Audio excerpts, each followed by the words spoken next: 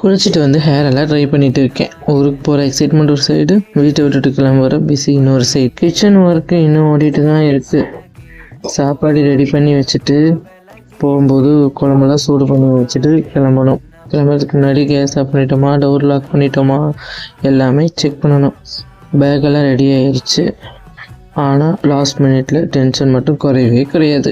இப்போது லிட்டலாக ஒரு மேக்கப் போட்டுட்டு கிளம்ப போகிறேன். இந்த மாதிரி ஊருக்கு கிளம்புற நாளில் மட்டும் வேறு மாதிரி ஃபீல் இருக்கும்.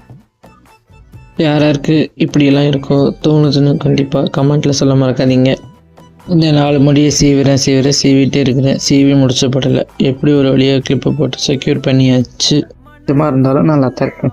சமையல் வேலை என்னமோ நேரமாக முடிஞ்சிருச்சு. பட் ஊருக்கு போகிறக்கு முன்னாடி குழம்புலாம் கொஞ்சம் சூடு பண்ணி வச்சா தான் ஈவினிங் எங்கள் வீட்டுக்காரர் வந்து சாப்பிட்றதுக்கு ஈஸியாக இருக்கும்.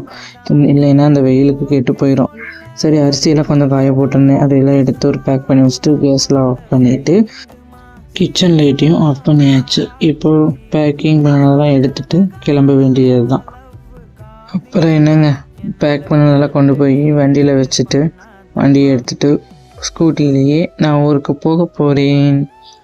போகிற வழியில் கரும்பு ஜூஸ்லாம் எல்லோரும் சேர்ந்து குடிச்சிட்டு அதுக்கப்புறம் தான் ஊருக்கு போனோம். அந்த கிளிப்பிங்ஸும் பார்ப்பீங்க, பாருங்கள். இந்த வீடியோ உங்களுக்கு பிடிச்சிருந்தா லைக் பண்ணுங்கள், ஷேர் பண்ணுங்கள், கமெண்ட் பண்ணுங்கள். மறக்காமல் என் சேனலை சப்ஸ்கிரைப் பண்ணி சப்போர்ட் பண்ண மறக்காதீங்க ஃப்ரெண்ட்ஸ். ஓகே, பாய்.